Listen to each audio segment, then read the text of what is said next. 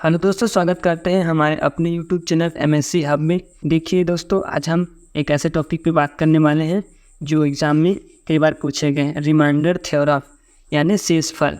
ठीक है, शेषफल प्रमेय बोल सकते हैं इसको। ठीक है, तो शेषफल प्रमेय कैसे बनाना है ये सब हम आगे बताने वाले हैं।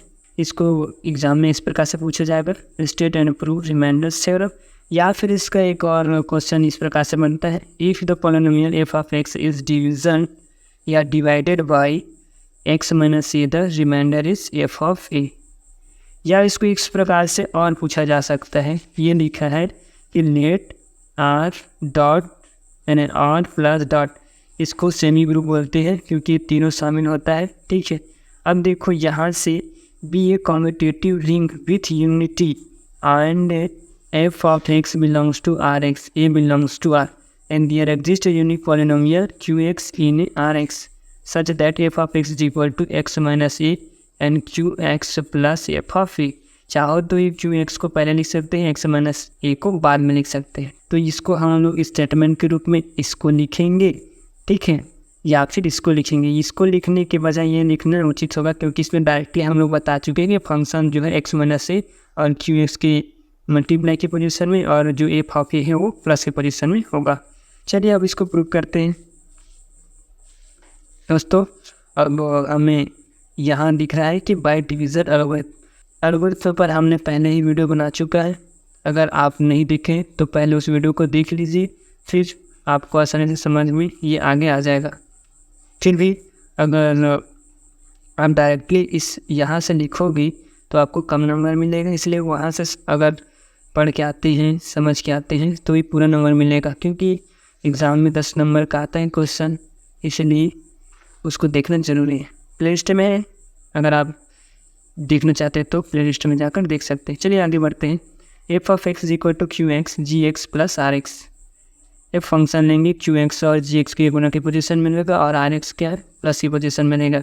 Where r x is equal to 0 और डिग्री आर एक्स, ये आर एक्स है, degree are x less than degree g x, यानी आर एक्स की जो डिग्री होगा वो जी एक्स की डिग्री से क्या होगा, जी एक्स की डिग्री से क्या होगा, छोटा होगा। ठीक है, देखो in this case, first case में क्या लेंगे कि जी एक्स जो इक्वल होगा एक्स माइनस ए की, तब F of x is equal to Q X X minus A plus are x.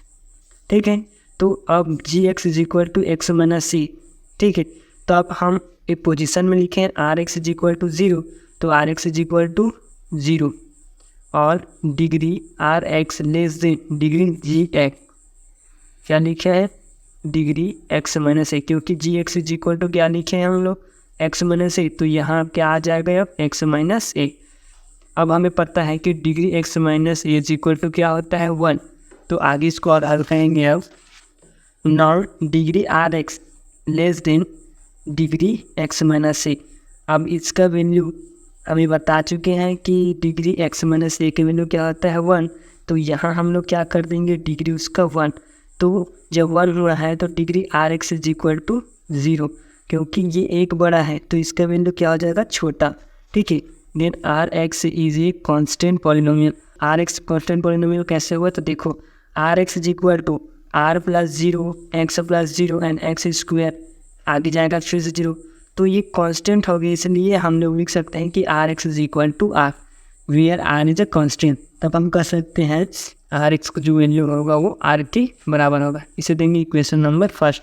देखो अब इसी प्रकार और ध्यान करेंगे इसको, तो now r x is equal to 0 और r, but 0 is also a constant.